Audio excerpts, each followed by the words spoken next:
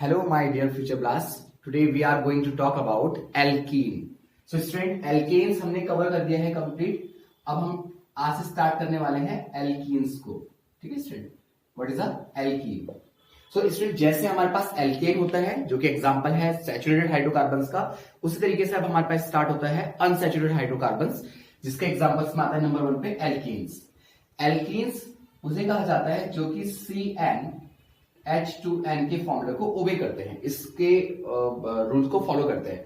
तो सबसे छोटा एल्कीन जो हमें मिलता है वो n=1 से कभी नहीं बन पाता है. रीजन ये है कि n= अगर हम 1 रख देते हैं 2 1 2, तो हमेरे पास कुछ इस तरह का कंपाउंड निकल के बाहर आएगा student, CH2. And we know that कि carbon is a tetravalent. Carbon 4 से ऐड होता है, इसलिए हमारे इसमें एल्कीन फैमिली में आप कभी भी सिंगल n=1 से कंपाउंड नहीं बना सकते, जैसे कि मैथियन में पॉसिबल होता है. तो सबसे छोटा, सबसे पहला कंपाउंड जो कि हम एल्कीन फैमिली का बनाते हैं स्टूडेंट, वो स्टार्ट हमारा होता है n → 2 से.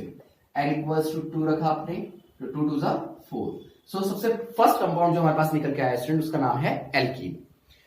सो स्टूडेंट देखो, तो स्टूडेंट सबसे पहला जो कंपाउंड बन रहा है एथीन, इसका स्ट्रक्चर हम देखिए, कार्बन कार्बन, यहाँ पे एक हाइड्रोजन इधर, 2 हाइड्रोजन, 3 हाइड्रोजन और 4 हाइड्रोजन, टोटल मिला के 4 हाइड्रोजन. और यहाँ पे हमने लगा दिया स्टूडेंट डबल बॉन्ड. तो यहाँ पे एक सिग्मा के साथ एक एक्स्ट्रा बॉन्डिंग आ रहा है, जिसको हम कहते हैं स्टूडेंट पाई बॉन्डिंग. तो याद रखेंगे कि एल्केन फैमिली का सबसे छोटा जो मॉलिक्यूल्स होता है वो हमारे पास होता है C2H4. ठीक है स्टूडेंट, और जो कि कलेक्शन है कि सिग्मा बॉन्डिंग होगी प्लस साथ में उसके साथ एक पाई बॉन्डिंग जरूर आती है. एक पाई बॉन्डिंग का होना नेसेसरी है, 2 भी हो सकते हैं लेकिन सिंगल का होना तो बहुत जरूरी है. एक पाई बॉन्डिंग एटलीस्ट उसमें हो, तब हम उसे एल्कीन्स बोलेंगे. तो चलिए स्टूडेंट कुछ जनरली इंट्रोडक्शन समझ लेते हैं कि एल्कीन होते क्या एक्चुअली में. देखो स्टूडेंट, जितने भी एल्कीन्स होते हैं मेनली उनको हम क्या कहते हैं, ओलेफिन्स. क्या कहते हैं स्टूडेंट हमारे, olefins. And what is the meaning of olefins? देखो ओलेफिन्स जो है वो ग्रीक लैंग्वेज का वर्ड है, जिसका मतलब होता है कि ऐसे सब्सटेंस, ऐसे मॉलिक्यूल्स जो ऑयल फॉर्म करते हैं या ऑयली प्रोडक्ट बना सकते हैं. स्टूडेंट क्या बना सकते हैं? Oily product. Oily product. कभी नॉर्मली पूछा जाता है कि एल्कीन को हम जनरली किस नाम से जानते हैं, तो आप याद रखेंगे कि हम उसे ओलेफिन के नाम से जानते हैं, जिसका मतलब होता है ऑयली प्रोडक्ट जो बनाते हैं, ऑयली प्रोडक्ट जो फॉर्म कर सकते हैं. अब ऑयली प्रोडक्ट एल्कीन डायरेक्ट नहीं बनाते कभी भी. जनरली जो जितने छोटे, जैसे कि हमारे पास होता है एथीन, प्रोपीन, ब्यूटीन, ये क्या करते हैं जब ये क्लोरीन के साथ रिएक्ट करते हैं स्टूडेंट, किसके साथ रिएक्ट करते हैं? क्लोरीन के साथ. तो जो इनका बाय प्रोडक्ट होता है, यानी जो इनका प्रोडक्ट बनता है वो होता है आपका ऑयली प्रोडक्ट. याद रखेंगे जब एल्कीन रिएक्शंस कर रहा है किसी क्लोरीन के साथ, तो वो बनाएगा, जैसे कि एथीन रिएक्शंस करता है या प्रोपीन रिएक्शंस करता है आपकी क्लोरीन के साथ, दे फॉर्म ऑयली प्रोडक्ट. इसलिए हम एल्कीन को मेनली ओलेफिन के नाम से जानते हैं. जैसे मैंने आपको सिखाया था कि एल्केन को आप याद कीजिए कि मैंने आपको वीडियो में क्या बताया था कि एल्केन को हम क्या बोल सकते हैं. अगर आपको याद आ रहा है तो बहुत अच्छी बात है, अगर आपको याद नहीं आ रहा है तो फिर आप फटाफट से इसी चैनल में एल्केन सर्च मारिए, वहां जाइए, वहां सर्च मारिए और पढ़िए उसके बारे में डिटेल में कि एल्केन्स को हम क्या बोलते हैं. नहीं तो मैं वीडियो के लास्ट में आपको जरूर बताऊंगा क्या बोलते हैं एल्केन्स को. ठीक है, तो चलिए, तो अब हमने इतना तो समझ लिया कि हमारे ओलेफिन्स होते हैं और ग्रीक लैंग्वेज का वर्ड होता है ओलेफिन्स, जिसका मतलब होता है जो ऑयली प्रोडक्ट बनाते हैं. ठीक है स्टूडेंट, अब हम समझते हैं जो एल्केन है, अगर हम यहाँ पे देखिए तो सिग्मा की काउंटिंग, पाई की हमारे पास एक काउंटिंग होती है. एक पाई होना नेसेसरी है, मैंने अभी आपको बता दिया. अब देखिए इस पाई बॉन्डिंग के कारण क्या क्या चीजें चेंजेस होती है, क्या क्या वेरिएशंस आते हैं. तो मेरे बच्चे सबसे इंपॉर्टेंट होता है इसमें ये कि जो कार्बन और कार्बन जब सिंगल बॉन्डिंग में होता है, जैसे कि मैं एल्केन बना के आपको दिखा रहा हूं, एल्केन है. ठीक है, तो ये जो लेंथ आप देख रहे हैं कार्बन कार्बन के बीच की जो बॉन्डिंग की, और एक अगर मैं बना के दिखाऊं आपको एल्कीन, ये क्या है, इसका नाम है एथेन, और यहां पे है एथीन. ठीक है,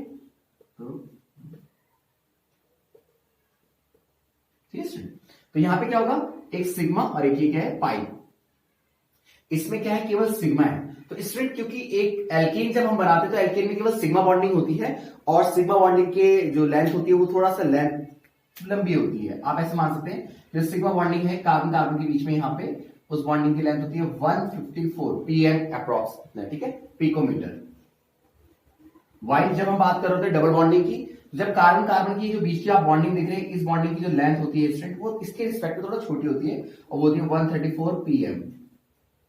इसका मतलब स्टूडेंट हम ये समझ सकते हैं कि जब हमारे पास एल्केन होते हैं तो दो कार्बन के बीच की जो लेंथ होती है वो 154 pm, थोड़ा लंबी होती है विद रिस्पेक्ट टू एल्केन्स. तो अगर हम अरेंज करें तो C double bond C is less than of C single bond C, where ये जो हम ग्रेटर लेस देन बता रहे हैं ये विद रिस्पेक्ट टू ये लेंथ है, कार्बन कार्बन के बीच में लेंथ का डिस्टेंस। तो इसका मतलब शॉर्टर लेंथ होती है किसकी, एल्कीन की।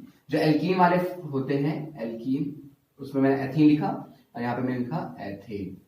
एथेन की बॉन्ड लेंथ थोड़ा लेंथी होती है विद रिस्पेक्ट टू एथीन, ठीक है। तो एथीन क्या होता है कि एथीन वाले डबल बॉन्ड से जो लिंक हुए होते हैं, तो डबल बॉन्ड से लिंक होने के कारण उनकी बॉन्ड लेंथ थोड़ा शॉर्ट हो जाती है।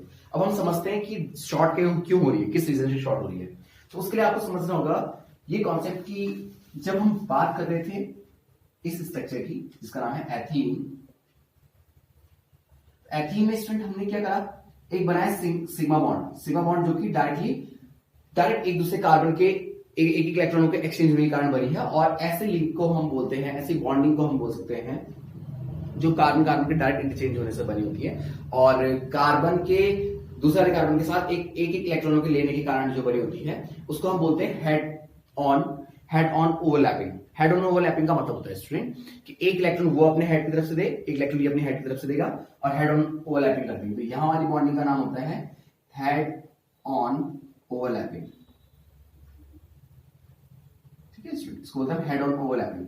जबकि स्टूडेंट याद रखिए जो पाई बॉन्डिंग हम बना रहे हैं, यहां पे जो पाई बॉन्डिंग दे रहे हैं, एक्चुअल में वो जो पाई बॉन्डिंग होती है वो बनती है आपकी कुछ ऐसे साइड वाइज बॉन्डिंग। इस जो कॉर्नर की तरफ से जो हम उठा के बॉन्डिंग बना रहे होते हैं स्टूडेंट, उसको हम बोलते हैं साइड वाइज बॉन्डिंग। अब जो साइड वाइज बॉन्डिंग होती है वो अपने आप में वीक बॉन्डिंग्स होती है, इसको हम बोलते हैं साइड वाइज बॉन्डिंग, ठीक है, या फिर ओवरलैपिंग।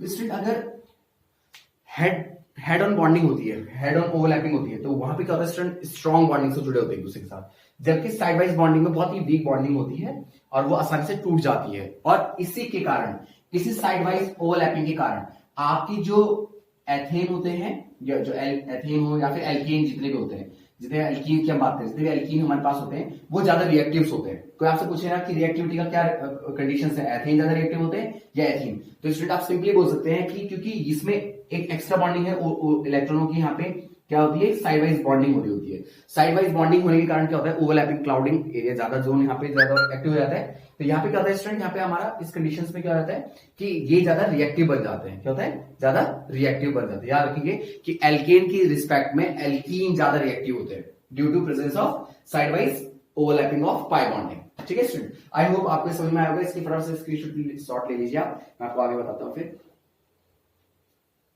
ओके, आई होप आपने स्क्रीनशॉट ले लिया होगा। चलिए अब हम समझने वाले हैं कि अगर ये बॉन्ड की अगर हम बात कर रहे हैं तो ये जो सिग्मा पाई बॉन्डिंग है इसका कॉन्सेप्ट क्या है। तो देखिए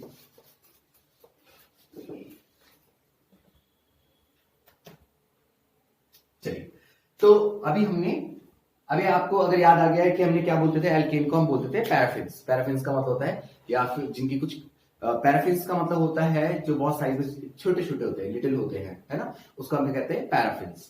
तो अभी मैं रिक्वेस्ट करूंगा कि प्लीज आप एक बार जाके जरा देखिएगा एल्केन और हाइड्रोकार्बन एल्केन सब्स्टिट्यूशन अकेडमी आपने डालना है चैनल में और आपको मिल जाएगा, ठीक है स्टूडेंट।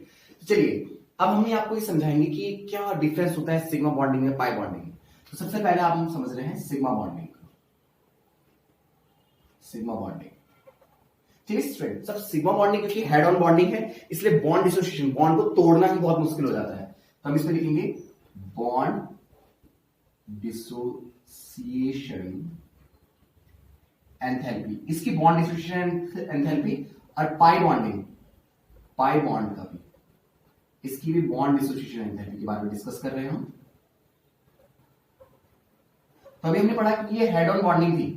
जो हेड ऑन बॉन्डिंग होती है स्टूडेंट वो बहुत ज्यादा स्ट्रांगली होती है, तो उसको जल्दी से तोड़ा नहीं जा सकता, इसलिए ये होती है approximately 397 kilo joule mole inverse आपकी, ठीक है स्टूडेंट। याद रखेंगे जो सिग्मा बॉन्डिंग होती है चाहे फिर वो किसी की भी है, एल्केन के, एल्काइंस के, लेकिन सिग्मा बॉन्डिंग जो होती है उसकी बॉन्ड एंथैल्पी हमेशा ज्यादा होगी with respect to unsaturated carbon वाले, जैसे डबल बॉन्डिंग और ट्रिपल बॉन्डिंग की। तो चलिए जैसे हमने अभी देखा कि इसकी तो 397 किलो जूल पर मोल इनवर्स होती है, तो इसकी होती है 284 किलो जूल मोल इनवर्स। अगर आप देखेंगे तो डायरेक्टली डिफरेंस 100 से अबव का है किलो जूल मोल इनवर्स का। तो स्टूडेंट बॉन्ड एंथैल्पी किसकी ज्यादा होती है आपकी, सिग्मा बॉन्डिंग की, इसलिए सिग्मा बॉन्डिंग जल्दी टूटते नहीं। दैट्स व्हाई एल्केन से ज्यादा रिएक्टिव कौन है आपका, एल्कीन्स, ठीक है, क्योंकि एल्कीन्स की बॉन्ड एंथैल्पी जल्दी है ना, ये जल्दी डिफ्यूज हो जाएगा और बॉन्ड डिफ्यूज होने के कारण किसी दूसरे वाले को इनवाइट होने का ऑप्शन मिल जाएगा, रिएक्टिविटी इंक्रीज हो जाएगी। इसलिए आप याद रखेंगे एल्केन जो होते हैं उनसे ज्यादा रिएक्टिव एल्कीन्स होते हैं। ठीक है, डबल बॉन्डिंग की प्रेजेंस के कारण बॉन्ड एंथैल्पी भी कम होती है।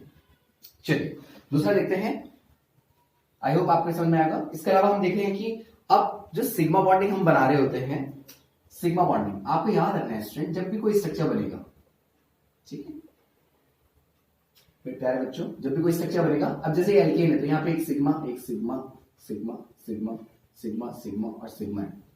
लेकिन जैसे हम बात कर रहे होते हैं एल्कीन की, एल्कीन में क्या हो जाता है, सिग्मा की अमाउंट कम और पाई की अमाउंट इंक्रीज होना स्टार्ट होता है। तो अगर आप यहां पे देख रहे होंगे तो एक सिग्मा एक पाई, सिग्मा सिग्मा सिग्मा सिग्मा, ये बहुत स्ट्रॉन्ग बॉन्डिंग है, ये स्ट्रॉन्ग बॉन्डिंग है, ये आपकी वीक बॉन्डिंग होती है। सो आई होप आपको यहां तक समझ में आ गया होगा कॉन्सेप्ट्स सिग्मा बॉन्डिंग और पाई बॉन्डिंग। तो चलिए इस चैप्टर में, इस वीडियोस में भी हमने बहुत कुछ डिस्कस करना है, जैसे कि आईयूपीएसी नेमिंग डिस्कस करनी है, आइसोमर्स पढ़ने हैं। तो स्टूडेंट अब हम डिस्कस करने वाले हैं कि आईयूपीएसी नेमिंग कैसे लिखी जाती है। ठीक है स्टूडेंट, तो सबसे पहले नेमिंग लिखने के लिए अगर आप देख रहे हैं कि हमने लिखा CH3 CH double bond CH2, तो क्योंकि इसमें एक पाई बॉन्डिंग की प्रेजेंस है that mean it is a alkene. ठीक है, तो यहां पे क्या होता है स्टूडेंट, यहां पे एक फर्स्ट पोजीशन पे आ रहा था, हमने लिखा 1 2 एंड 3, जहां से डबल बॉन्ड होगी वहां से प्रेफरेंस मिलेगी। ध्यान रखेंगे कि सिंगल बॉन्ड से ज्यादा प्रेफरेंस हम किसको देते हैं, डबल बॉन्ड को देते हैं। तो आई होप आपको इतना रूल तो बेसिक रूल पता होगा, नहीं पता तो कोई बात नहीं, मैं आपको धीरे धीरे सारे रूल्स भी बताता चल जाऊंगा इसके। तो 1 2 3, तो मैथ एट प्रोप, नाम हो गया प्रोपीन। जब आपकी फर्स्ट पोजीशन पे ही डबल बॉन्ड आ गया तो आपको उसको पोजीशन लिखने की नीड नहीं है, फिर आप डायरेक्टली लिख सकते हैं। जैसे एक और example CH2 double bond CH2, जिसका हमने इतने सारी चीजें समझी अभी, उसका नाम है एथीन। ठीक है स्टूडेंट, अब चलिए थोड़ा सा कॉम्प्लेक्स बनाने की कोशिश करते हैं। जैसे सपोज हमारे पास आ गया CH3 सिंगल बॉन्ड CH, यहाँ पे आ गया हमारा CH3 और यहाँ पे हमने डबल बॉन्ड और CH2, कुछ इस तरह का लिया गया। तो इसका नेमिंग कैसे लिखेंगे स्टूडेंट, अगेन यहाँ पे डबल बॉन्ड होने के कारण यहाँ से काउंटिंग स्टार्ट होगी 1 2 एंड 3। ठीक है स्टूडेंट, अब नेमिंग कैसा आएगी, नेमिंग में हम लिखेंगे 2 पे कौन है हमारा, मैथाइल, तो 2 पे हमारा मैथाइल। फिर ये है कौन, मैथ एट प्रोप, प्रोपीन। ठीक है, प्रोप के 1 पे इन ऐसा भी लिख सकते हैं, ऐसा भी कोई गलत नहीं होगा, प्रोप के 1 पे इन। ठीक है स्टूडेंट, 2 पे मैथाइल, CH3 वाले ग्रुप को हम क्या कहते हैं, मैथाइल, और मैथाइल के मैथ एट प्रोप, प्रोप के 1 पे हमें इन दिखाई दे रहा है। सो स्टूडेंट ये थे बेसिक से नेमिंग, कुछ और अगर आप देखना चाहते हो तो कुछ इस तरह की भी नेमिंग हम कर सकते हैं, जैसे डबल बॉन्ड लगाया, डबल बॉन्ड यहाँ पर। अगर हमें इसका नेमिंग करना है, देखिए नेमिंग का रूल, सबसे पहले हमने यहां से स्टार्ट किया काउंटिंग 1 2 3 4 एंड 5। ठीक है स्टूडेंट, अब हम अगर मुझे इसका नेम लिखना है तो स्टूडेंट कैसे काउंटिंग कैसे करेंगे, इस तरह से स्टार्ट होगा। देखिए आप पहले सबसे पहले देखिए कि कौन सा ग्रुप ऐड हो रखा है, यहाँ पे एक फंक्शन ग्रुप है। जब एक चेन में ऐसा आपको कोई बॉन्ड दिखेगा ऊपर या नीचे, जैसे सपोज यहां से मैं ऐसा बनाता हूं तो ये मैथाइल को रिप्रेजेंट कर रहा होगा। ठीक है, ऐसा भी फिलहाल हम तो यहाँ पे कंडीशन देंगे कि यहाँ पे 3 है। अब मुझे इसका नेमिंग लिखना है। ठीक है स्टूडेंट, तो हमने लिखा 4 पे हमारा है methyl, 4 methyl, meth eth prop but pent. ठीक है, पैड की चेन ही हमें पता चल गया, पैड का मतलब होगा कि यहाँ पे 5 कार्बन होंगे एटलीस्ट, तो हमने लिखा पेंटा, क्योंकि हम कंटिन्यू चलने वाले हैं, और 1,3 डाई इन, उसके 1 पे 1 2 और 3 पे डबल बॉन्ड है, डाई इन। इस तरह से हम आईयूपीएसी नेमिंग करते हैं। आई होप आपको इतना टफ नहीं लग रहा होगा, और अगर आपको टफ लग रहा है तो प्लीज कमेंट सेक्शन में जरूर बताइएगा कि आपको क्या टफ लग रहा है, तो मैं उसको थोड़ा और इजी वे में एक्सप्लेन करने की कोशिश करूंगा। तो स्टूडेंट हाइड्रोकार्बन से मैंने एल्कीन भी बनाया है, एल्कीन हम चल रहे हैं, और मैं आपको आईयूपीएसी नेमिंग बता रहा था, थोड़ा सा स्क्रीनशॉट लीजिए इसका एक बार, मैं आगे बताऊँ आपको डिटेल। चलिए, तो नेमिंग भी आपने मेरे साथ थोड़ा बहुत सीखी है। अब हम चलेंगे नेक्स्ट टॉपिक को डिस्कस करने, जो कि हमारा है मोस्ट इंपॉर्टेंट, इसका नाम है आइसोमराइजेशंस या आइसोमर्स ऑफ एल्केन। हमें पढ़ रहे हैं, हम डालेंगे आइसोमर। ठीक है, isomers. So student we have main 2 kinds of isomers in alkene. ठीक है स्टूडेंट, मेनली 2 काइंड्स हैं। First one is structure isomer, ठीक है, इसे स्ट्रक्चर भी लिख सकते हैं आइसोमर, मीन स्ट्रक्चरल आइसोमर, ठीक है। Second one is geometrical isomer, geometrical isomers. Video बन रही है कि नहीं? डेफिनेटली बन रही है, ठीक है। स्ट्रक्चरल आइसोमर्स और ज्योमेट्रिकल आइसोमर्स। तो student geometrical isomer, structural isomers क्या होते हैं उसको हम ब्रीफली देखेंगे। सबसे पहले मैं आपको समझाने वाला हूं कि what is a structural isomers. तो स्ट्रक्चरल आइसोमर्स में आपको स्टूडेंट ये याद रखें कि स्टूडेंट स्ट्रक्चर्स के अंदर आते हैं हमारे दो मेन कंपोनेंट, एक आता है चेन और फिर आता है स्टूडेंट हमारा पोजीशन। देखिए आइसोमर्स होता क्या है। if we have a same molecular formula but different structures, अगर हमारे पास एक ही मॉलिक्यूलर फॉर्मूला है लेकिन उसका स्ट्रक्चर डिफरेंट बन रहा है तो हम उसको बोलते हैं उसके आइसोमर्स है। तो स्ट्रक्चर आइसोमर्स पहले मैं आपको एक्सप्लेन कर रहा हूं। स्ट्रक्चर आइसोमर्स के अंदर दो चीजें आती हैं, चेन और पोजीशन। तो सबसे पहले हम देख रहे हैं कि चेन आइसोमर्स क्या होता है। चेन आइसो, इसमें जो नेम है ना उसी में आंसर छुपा हुआ है आपका। चेन आइसोमर्स जब बोला जा रहा है तो मतलब चेन में चेंजेस आएगा, ठीक है। तो सपोज हमारे पास चेन है 1 2 3 4, ठीक है। अभी इस 4 में मैंने यहाँ पे डबल बॉन्ड आपका यूज कर दिया इस तरफ, ठीक है स्टूडेंट। तो जब मैं इसका नेम लिखूंगा तो इसके इन दो पोजीशंस पर हाइड्रोजन 1 2, यहाँ पे 1 2 3 तीन बॉन्डिंग ऑलरेडी है तो एक हाइड्रोजन यहाँ पे 2 बॉन्डिंग हाइड्रोजन की 1 2 एंड 3। तो स्टूडेंट अगर मुझे इसका नेम लिखना हो तो 1 2 3 4, मैंने आपको कहा था कि जहां पे डबल बॉन्डिंग होगी वहां से हम प्रायोरिटी स्टार्ट करेंगे। तो स्टूडेंट यहाँ पे हम क्या कर लेते हैं, मैथ एथ प्रोप ब्यूट, ब्यूट के 1 पे इन, और आप इसी को ब्यूटीन लिख सकते हैं शॉर्ट में, ठीक है स्टूडेंट, क्योंकि 1 की प्रेफरेंस हम छोड़ भी सकते हैं, इस पे कोई गलत नहीं होता, ठीक है। चलिए अब हम देखते हैं कि इसका आइसोमर्स कैसा बनेगा। तो इसका आइसोमर्स को समझने के लिए, चेन आइसोमर्स समझने के लिए, तो एक तो मैंने बना दिया ब्यूट 1 इन, मॉलिक्यूलर फॉर्मूला क्या बनता है 1 2 3 4, 4 कार्बन है, हाइड्रोजन देखते हैं 1 2 3 4 5 6 7 8, 8 हमारे पास हाइड्रोजन है। चलिए अब हम इसी मॉलिक्यूलर फॉर्मूले से इससे अलग स्ट्रक्चर बनाएंगे और चेन में चेंजेस होना चाहिए 1 2 3, यहां पे आपके पास मैंने डबल बॉन्ड ले लिया और एक CH3 हमने यहां उतार दिया, CH2 इधर, यहाँ पे इसके कार्बन की वैलेंसी कंप्लीट है 1 2 3 4, तो यहाँ पे कुछ भी हाइड्रोजन नहीं आएंगे और यहाँ पे आपके 3 हाइड्रोजन आ जाएंगे 1 2 एंड 3।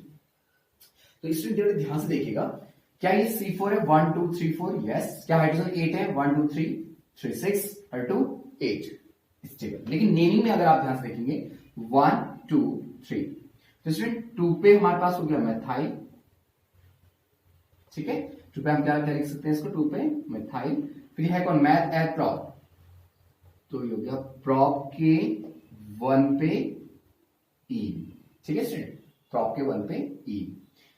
तो आई होप आपको समझ में आएगा कि चेन आइसोमर्स हम किसे कह रहे हैं। बहुत ही इजी सा कॉन्सेप्ट है, टफ है नहीं। चेन आइसोमर्स क्या होता है, चेन बनाए, चेन में ही चेंजेस आ गया। देखो पहले चेन ब्यूट की थी, अब चेन किसकी है, प्रॉप की है। चेन में चेंजेस आना चेन आइसोमर को रिप्रेजेंट करता है। अब हम सेकंड वन समझ लेते हैं पहले, ज्योमेट्रिकल आइसोमर्स हम बाद में देखेंगे। पहले हम देख लेते हैं कि पोजीशन आइसोमर क्या होता है। तो मैं यहां से ब्लैंक कर देता हूं ताकि आपको कंफ्यूजन न रह जाए, ठीक है। और यहाँ पे हमने चेन आइसोमर्स को समझ लिया है इतने बॉक्स के अंदर। अब हम समझा रहे हैं आपको पोजीशन आइसोमर, पोजीशन आइसोमर्स, ठीक है स्टूडेंट। तो चलिए, तो पोजीशन आइसोमर को समझना इससे भी ज्यादा आसान है क्योंकि हमने यहाँ पे केवल जस्ट पोजीशन चेंज करनी होती है कार्बन बॉन्डिंग की। सपोज हमारे पास एक बॉन्ड यहाँ पे है और यहाँ पे हम हाइड्रोजन 1 2 3 4 5 6 7 और 8 ऐसे यूज करें, ठीक है स्टूडेंट। अब हमने क्या करा, इसी का नाम होगा meth eth prop but, but के 1 पे इन, नाम ये हो गया ब्यूट के 1 पे इन। अब बस आपको बॉन्ड की पोजीशन को चेंज कर देना है बस। अब नाम कैसे हो जाएगा, यहाँ पे हाइड्रोजन आ जाएंगे 3, यहाँ पे हाइड्रोजन आ जाएंगे, यहाँ पे हाइड्रोजन आ जाएंगे 1 2 3 हाइड्रोजन हो जाएंगे, ठीक है स्टूडेंट। तो मैथ एट प्रॉप ब्यूट नाम हो जाएगा ब्यूट के 2 पे ई, ठीक है स्टूडेंट, नाम हो गया ब्यूट के 2 पे ई। आई होप आपको समझ में आ रहा होगा। और पोजीशंस देखिए आप, ब्यूट के 1 पे इन था, अब ब्यूट के 2 पे इन है। आई होप आपको मैं समझा पाया हूँ कि स्ट्रक्चर आइसोमर्स हमारे क्या होते हैं। स्ट्रक्चर आइसोमर्स के अंदर आपके चेन आते हैं और पोजीशंस आती है, ठीक है। और चेन को अगर हम समझें तो ब्यूट के 1 पे इन था, अब चेन में प्रोपीन आ गया, चेन पूरी तरीके से चेंज हुई है, यहाँ पे भी चेन में पोजीशन में चेंजेस आया तो पोजीशन आइसोमर। ठीक है स्टूडेंट, आई होप आपको समझ में आएगा। अब हम देखेंगे ज्योमेट्रिकल आइसोमर, उससे पहले आप इसको फटाफट से एक स्क्रीनशॉट लीजिए। Okay, now we are going to describe geometrical isomers. हम ज्योमेट्रिकल आइसोमर समझेंगे।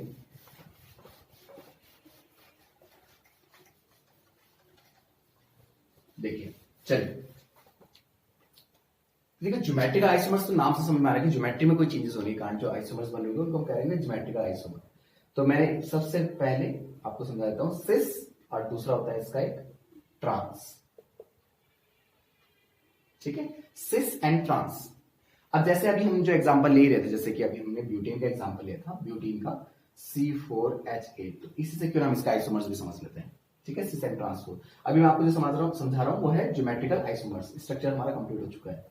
ठीक है स्टूडेंट, तो देखिए सिस में जब हम बातें करें तो सिस में क्या होता है ना कि जैसे एक कार्बन है, डबल बॉन्ड है, CH3 आपने इस तरफ ले लिया है, यहाँ पे भी एक CH3 ले लिया है, यहाँ पे एक हाइड्रोजन, यहाँ पे भी। आपको ये याद रखना है कि जो सेम कार्बन है, ठीक है, जो फंक्शन सेम है वो सेम साइड हो बस किसी तरीके से। इस तरह के फंक्शंस को हम कहते हैं सिस आइसोमर्स। ठीक है स्टूडेंट, अब अगर हमने इसी में थोड़ा चेंजेस किया, अभी आपको तो समझ में आएगा जब आप इसका ट्रांस देखेंगे।